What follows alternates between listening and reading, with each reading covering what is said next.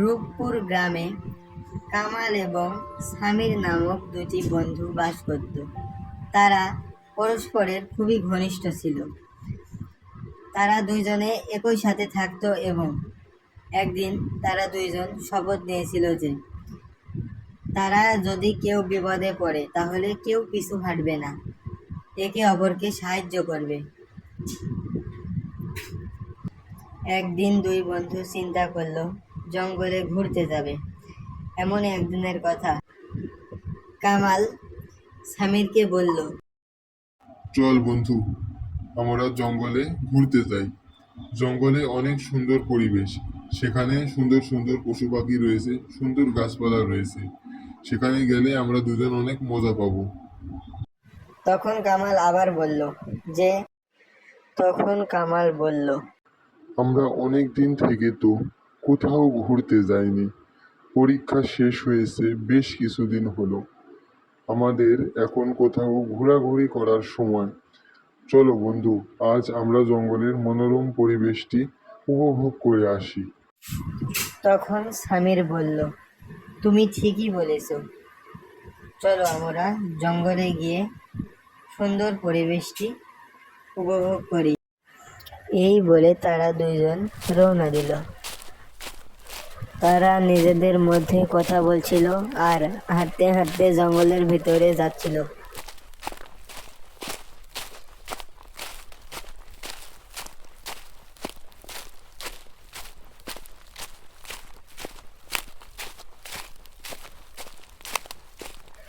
তারা দুজনে হাঁটতে হাঁটতে গভীর জঙ্গলে পৌঁছে গেল।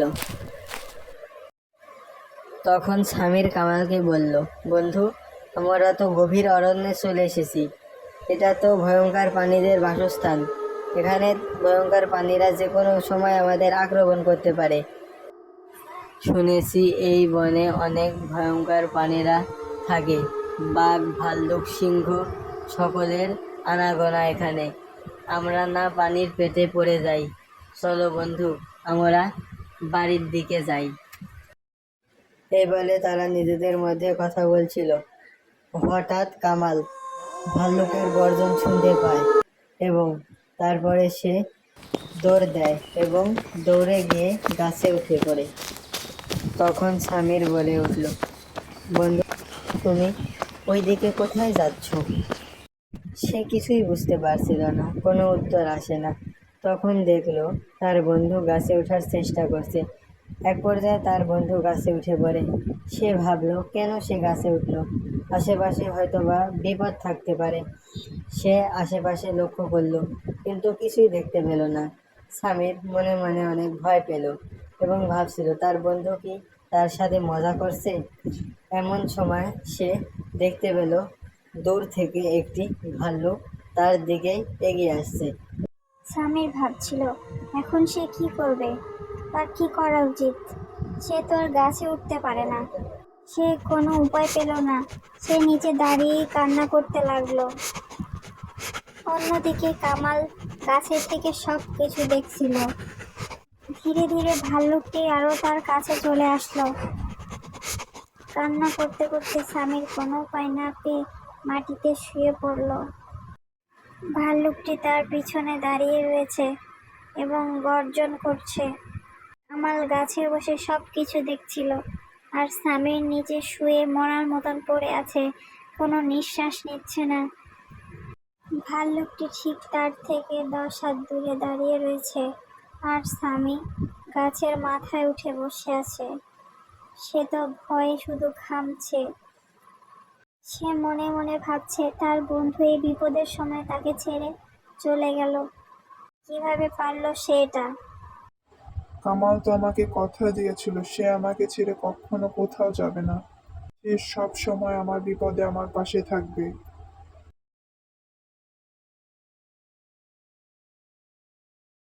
ভাল্লুকটি দূর থেকে সামিরকে দেখতে পেল।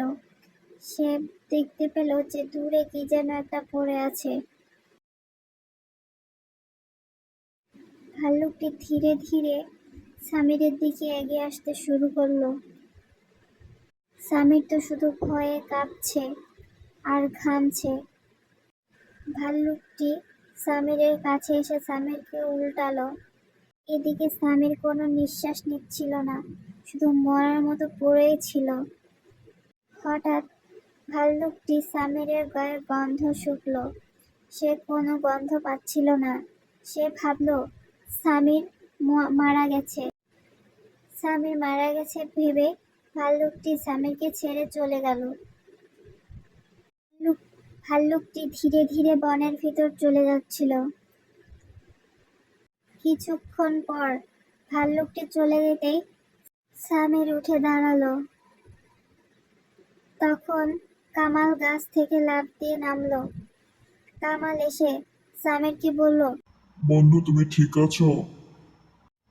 আমি তো ভাবছিলাম ভাল্লুকটি তোমার আজকে খেয়েই ফেলবে। ভাল্লুকটি যেভাবে তোমার কাছে আসছিল, আমি তো ভয়েই শেষ। আসলে আমি ভয়ে গাছে উঠে পড়েছিলাম। তুমি কিছু মনে করনি তো বন্ধু? আসলে আমি তো তোমার সব বিপদে থাকি, কিন্তু থাক বন্ধু, আর তোমাকে কিছু বলতে হবে না।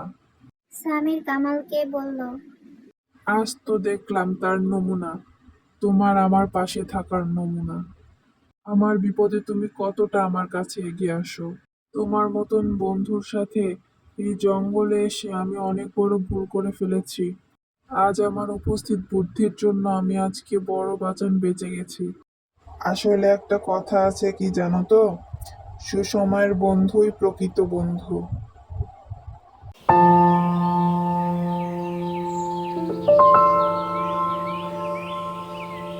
সখীপুর গ্রামে মতিলাল নামের একটি বৃদ্ধ লোক বসবাস করত। মতিলালের 2টি মেয়ে ছিল এবং তার স্ত্রী মারা গিয়েছিল। স্ত্রী মারা যাওয়ার পর তার মেয়েরাও তাকে দেখতো না। গ্রামের দামাল ছেলেগুলো তাকে দেখলে অনেক জ্বালাতন করত। ছেলেগুলো সারাদিন কোনো কাজ করতো না, খায় দায় আর ঘুরে বেড়ায়। সারাদিন এই বটগাছের নিচে বসে আড্ডা দিত। আর তাদের একমাত্র প্রধান কাজ ছিল মানুষের পেছনে লাগা। তারা মতিলালের পিছনে লেগে অনেক মজা করত। দিনের কথা, একদিন মতিলাল রাস্তা দিয়ে আসছিল।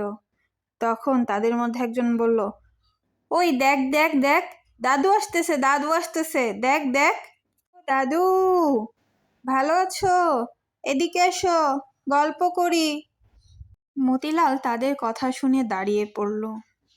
ছেলেগুলো বলল, দাদু টাকা দাও, বিড়ি কিনে আনি। বাজে কোনো অভ্যাস ছিল না। সে পান, বিড়ি, সিগারেট কিছুই খেত না। আর তাকে রাগানোর জন্য ছেলেগুলো এগুলোই বলতো সারাদিন। মতিলালও অনেক রাগ করত।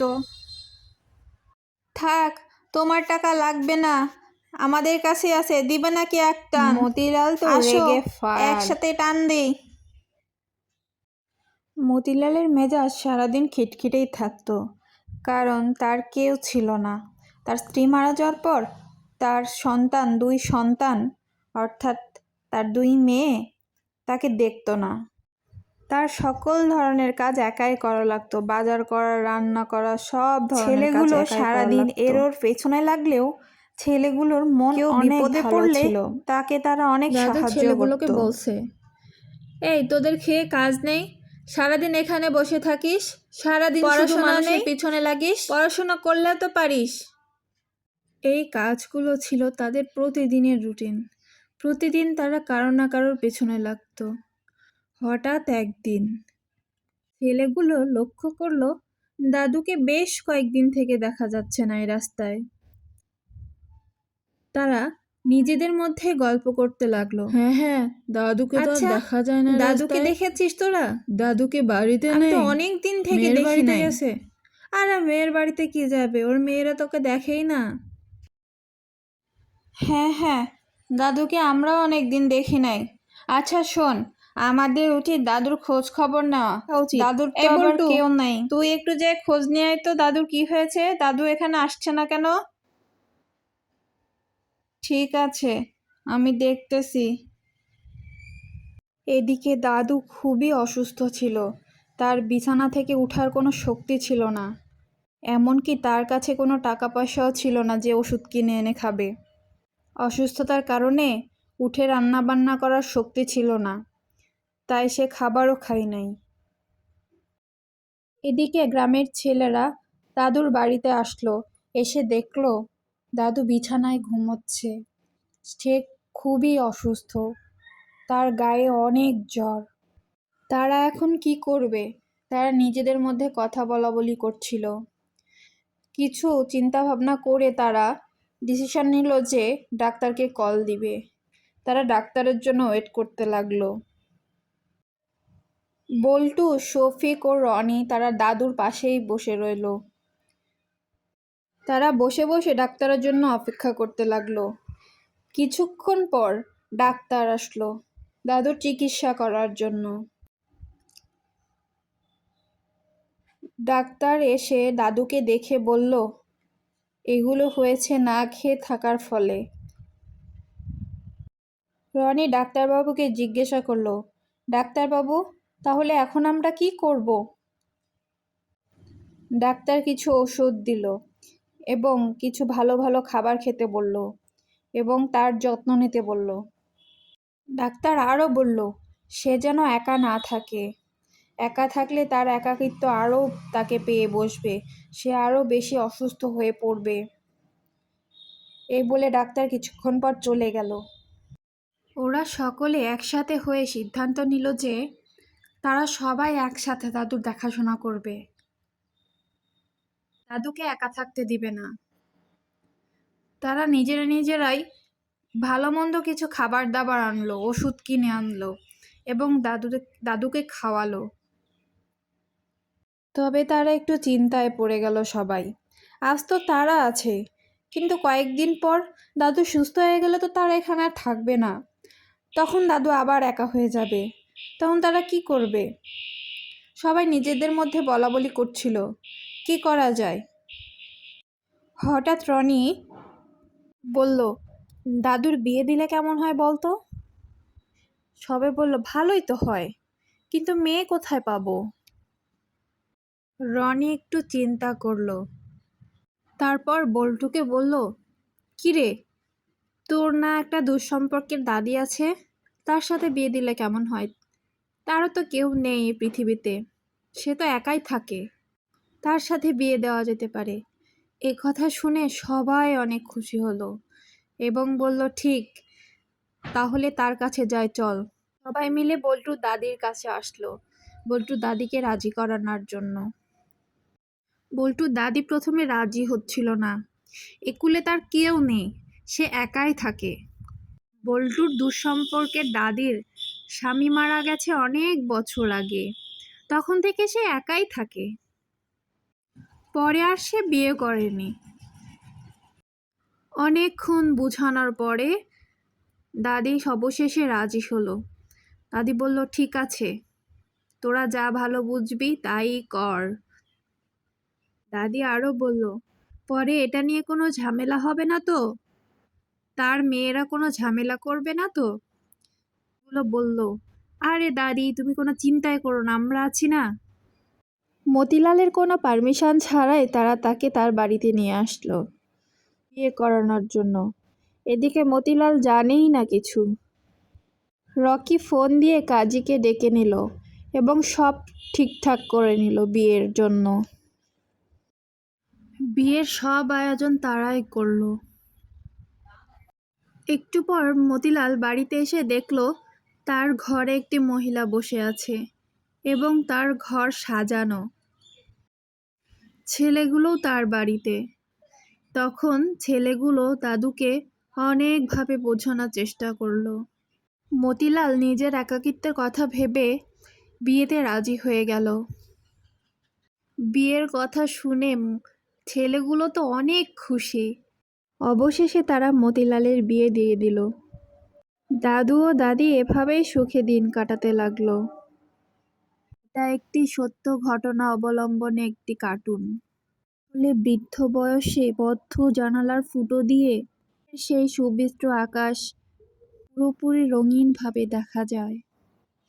আনমনে অতীতের স্মৃতিতে চোখে জল ভরে যায়। এই তো হুট করে বলে ওঠে, বেলা শেষ, এবার নিজেকে গুছিয়ে নে।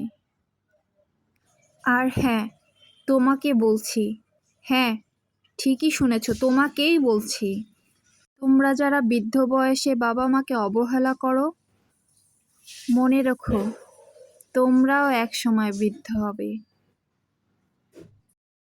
সখীপুর গ্রামে ছোটুলালের একটি কাপড়ের দোকান ছিল। সেখানে সকল ধরনের জিনিস পাওয়া যেত, যেমন স্যান্ডেল, জুতা, প্যান্ট, শার্ট, মেয়েদের জামা, ব্যাগ, সানগ্লাস, সকল ধরনের জিনিস সেখানে পাওয়া যেত। একদিন ছোটুলালের দোকানে বল্টু নামের একটি ছেলে আসলো। সে অনেকক্ষণ ঘুরে ফিরে জামা প্যান্ট দেখতেছিল। কাকু, এই প্যান্টটা কি আমার সাইজের হবে? এটা কি কালো কালার আছে? কোনটা মামা? দেখেন ভালো করে, সবই আছে আমার দোকানে। আপনার যেটা পছন্দ হয় সেটাই নিতে পারেন।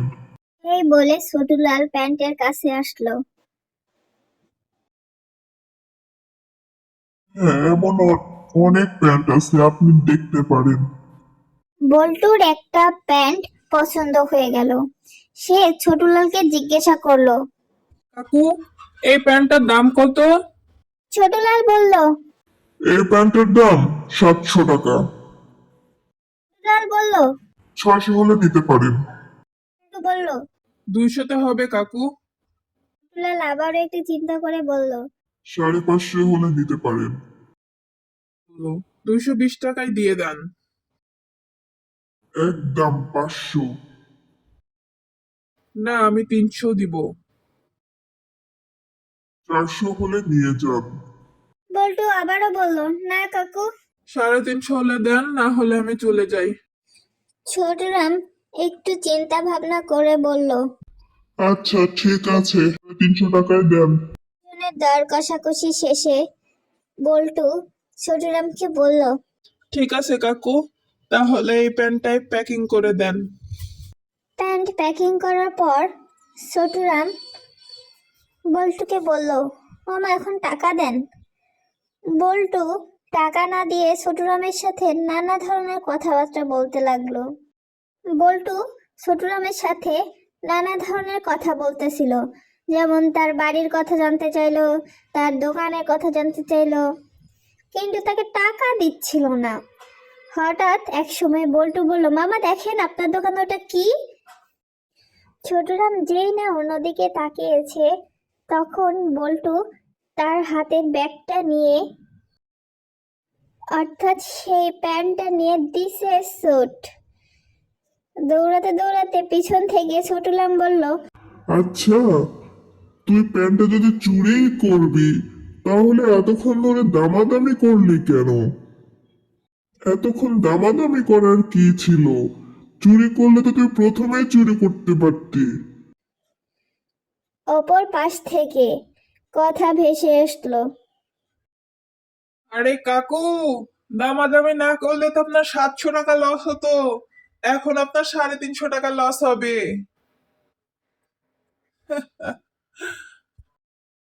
এবার বুঝলেন তো, চোরেরাও দোকানদারের ভালো চায়।